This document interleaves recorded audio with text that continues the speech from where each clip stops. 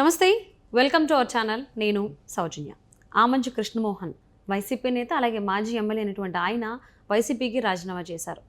ఈ నెల 9వ తారీఖున ఆయన రాజకీయ భవిష్యత్తు సంబంధించి ప్రణాళికను కూడా ఆయన ప్రకటిస్తాననేటువంటి మాట కూడా ఆయన చెప్పడం జరిగింది. మరి ఈ అంశానికి సంబంధించి మనతో మాట్లాడడానికి, వారి విశ్లేషణని, అభిప్రాయాన్ని మనతో పంచుకోవడానికి ఈరోజు మనతో పాటు ఉన్నారు Jai Bharat party spokesperson Chiranjeevi Nayak ఉన్నారు. వారితో మాట్లాడదాం. నమస్తే అండి. నమస్తే. జై భారత్ అండి. ఇండిపెండెంట్గా పోటీ చేసి వేరే పార్టీలోకి వెళ్ళినటువంటి ఆమంచి కృష్ణమోహన్ ఇప్పుడు వైసీపీలో చేరడం జరిగింది ఫ్యూ ఇయర్స్ బ్యాక్. సో ఆయన ఇప్పుడు రాజీనామా చేశారు. ఎమ్మెల్యేగానే గెలవడం జరిగింది. బట్ అంటే ఆయన కోరుకున్నటువంటి టికెట్ ఏదైతే రాలేదో, సో అది కరణం వెంకటేష్ గారికి ఇవ్వడం జరిగింది. సో దానివల్ల కొంచెం అసంతృప్తి ఉంది కాబట్టి ఆయన వచ్చేసారనేటువంటిది మాటలు వినిపిస్తున్నాయి.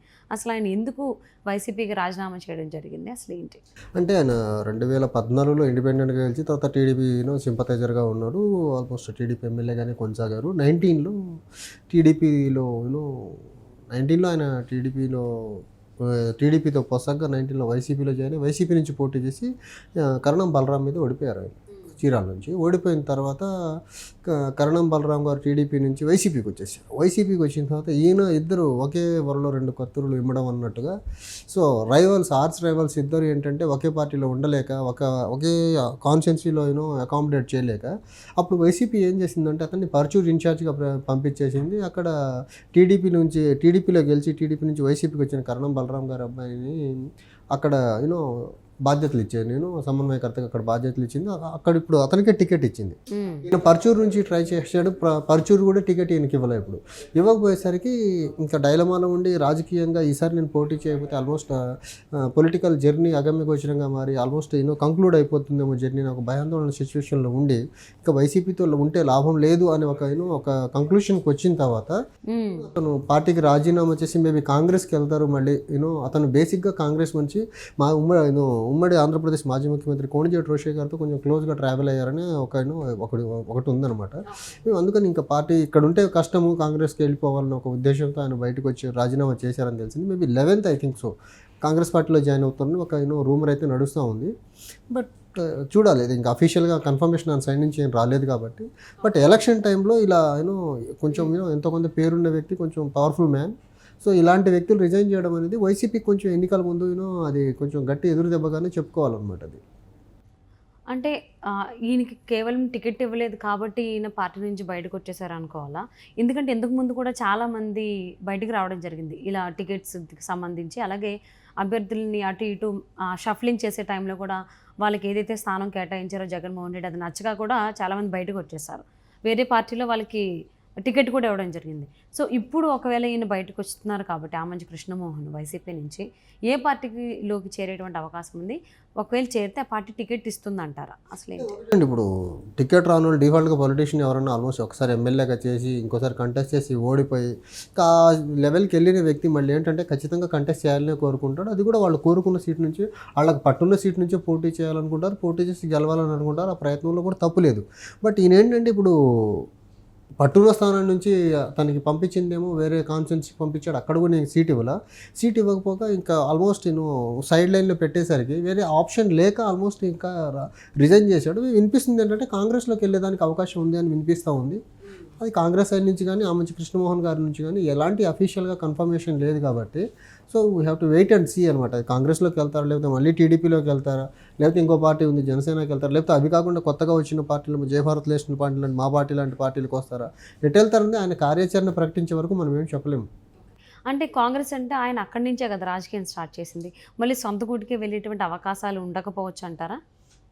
అండ్ ఇప్పుడు వైఎస్ షర్మిల కూడా ఎవరైతే సీనియర్ నాయకులు ఉన్నారో వాళ్ళనే తన వైపు తిప్పుకోవడానికి, కాంగ్రెస్ పార్టీలో చేర్పించుకోవడానికి కూడా ఆవిడ చూస్తున్నారు, ప్రయత్నాలు కూడా జరుగుతున్నాయి అనేటువంటిది కూడా ఉంది. అంటే వైఎస్ షర్మిల గారు ఆల్మోస్ట్ వాళ్ళ బ్రదర్తో ఆల్మోస్ట్ రాజకీయ యుద్ధం చేస్తున్నట్టే బయట కనిపిస్తూ ఉంది. ఇంకోటి కాంగ్రెస్ నుంచి బయటికి వెళ్ళిన వాళ్ళందరినీ మళ్ళీ కాంగ్రెస్లోకి bring back to Congress party అనే ప్రయత్నం ఆవిడ గట్టిగానే చేస్తున్నారు. ఆ ప్రయత్నంలో భాగంగా మేబీ ఆయన ఇతన్ని కూడా ఏమైనా అప్రోచ్ అవుతారేమో, మరి రిజైన్ చేశారు కాబట్టి రిజైన్ చేసిన తర్వాత కాంగ్రెస్ పార్టీ నుంచి కూడా ఆఫర్ ఏమైనా ఆవిడ ఏమైనా పంపిస్తారేమో. పంపిస్తే ఈయన కూడా వెళ్ళేదానికి అవకాశం ఎక్కువ ఉంది, ఎందుకంటే ఆ పార్టీ నుంచి ఆయన రాజకీయంగా ఎదిగారు కాబట్టి. సో మళ్ళీ కాంగ్రెస్ పార్టీకి వెళ్ళేదానికి ఆయన కొంచెం ఈజీగానే ఉంటుంది, ఎందుకంటే ఆల్రెడీ పనిచేసిన పార్టీ, ఆ పార్టీలో దాన్ని ఏమంటారు జర్నీ ఎలా ఉంటుందో తెలిసిన వ్యక్తి కాబట్టి మేబీ కాంగ్రెస్లోకి వెళ్ళొచ్చు అనేసి కొంచెం ఎక్కువగా వినిపిస్తున్న టాక్ అక్కడ. అంతేకాకుండా రీసెంట్ టైమ్స్లో ఆమంచి గారి బంధువులకి కొన్ని నోటీసులు కూడా జారీ చేయడం జరిగింది విద్యుత్ శాఖ నుంచి. సో అలాగే ఆయన మీద ఉన్నటువంటి కొన్ని కేసుల నుంచి కూడా తప్పించుకోవాలని అంటే కనుక ఏ పార్టీని ఆయన ఎక్కువ చూస్ చేసుకునే అవకాశం ఉంది? సొంత గుటికైనా లేకపోతే ఏంటి? ఆ రకంగా కేసుల నుంచి ప్రొటెక్షన్ కావాలి అనుకుంటే ఇప్పుడు ఎక్కువ మంది భారతదేశంలో ఎవరైనా కేసుల నుంచి ప్రొటెక్షన్ కావాలి అనుకుంటే బీజేపీకి వెళ్తున్నారు కదా. అంటే ఆయన రాజీనామా చేయడానికి కూడా ఈ కేసులు కూడా ఒక కారణం అనేటువంటి వాదన కూడా ఉంది. అవునవును, ఒకటి రాజకీయంగా ప్రయారిటీ తగ్గించారని, ఒకటి ప్రయారిటీ తగ్గించేంత ఈయన కొంచెం అలకపాన్ పెక్కాడనేసి, పార్టీకి కొంచెం నాన్ కోఆపరేటివ్గా ఉన్నాడనేసి ఈయన ఇబ్బంది పెడితే ఉన్న దారిలోకి వస్తారేమో అని చూసి ఉంటారు వైసీపీ వాళ్ళు. మేబీ ఈయన రివర్స్ అయిపోయారు అనమాట టోటల్గా. ఇలా బెదిరిస్తే బెదిరే రకం కాదు అనే సిగ్నల్ ఇచ్చి ఆల్ టుగెదర్ పార్టీకి రాజీనామా చేశారు. బట్ కేసుల నుంచి ప్రొటెక్షన్ కావాలి అనుకున్న వాళ్ళైతే ఆంధ్రప్రదేశ్లో మనం చూసాం, టీడీపీ 2019లో ఓడిపోయిన తర్వాత ఎంపీలు కొంచెం బీజేపీ నుంచి వైసీపీ నుంచి కానీ, లేకపోతే సెంటర్లో ఉండే ఈడీ, తర్వాత సిబిఐ, తర్వాత దెన్ ఇన్కమ్ ట్యాక్స్ నుంచి ప్రొటెక్షన్ కావాలి అనుకుంటే బీజేపీ చూసుకుంటారు ఆల్టర్నేట్గా. భారతదేశంలో ఎక్కువ మంది కరప్షన్ ఎలిగేషన్స్ ఉన్నోళ్ళు, లేకపోతే క్రిమినల్ కేసులు ఉన్నోళ్ళు అందరూ బీజేపీని ఒక క్రిమినల్ షెల్టర్ డెన్లా చూసుకుంటున్నారు అనమాట. ఆ ఆస్పెక్ట్లో చూసుకుంటే మరి ఈయనకు బీజేపీ కూడా ఒక ఆప్షన్గానే ఉంటుంది కదా. అంటే ఈయన 2019లో పోటీ చేసి ఓడిపోయారు, 14లో ఇండిపెండెంట్గా గెలవడం జరిగింది.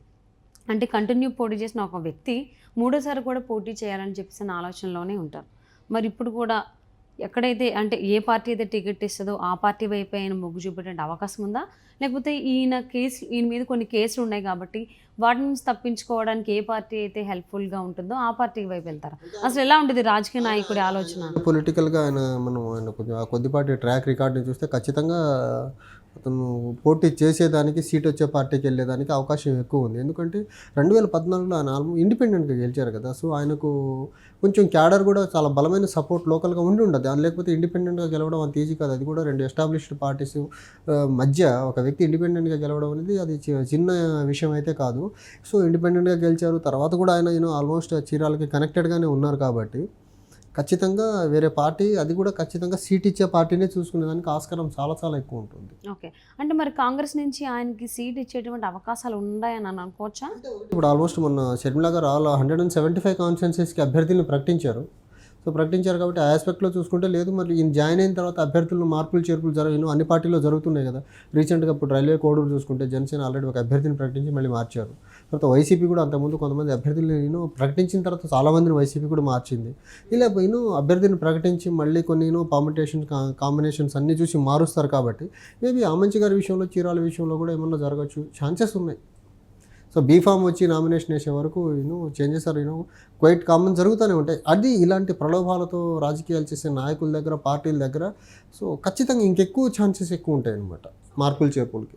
సో మాజీ ఎమ్మెల్యే వైసీపీ నేత ఆమంచి కృష్ణమోహన్ వైసీపీకి రాజీనామా చేసి సొంత గూటికి అంటే కాంగ్రెస్ పార్టీలోనే ఆయన రాజకీయం స్టార్ట్ చేశారు కాబట్టి అటువైపే వెళ్ళేటువంటి అవకాశాలు ఉన్నాయన్నట్టుగా వార్తలు వినిపిస్తున్నాయి. బట్ 9th అయితే ఆయన కార్యాచరణ ఏంటి అనేటువంటిది ఆయన ప్రకటిస్తానని చెప్పడం జరిగింది. సో ఏం చేస్తారు ఏంటనేది చూద్దామండి. Thank you so much Chiranjeevi గారు.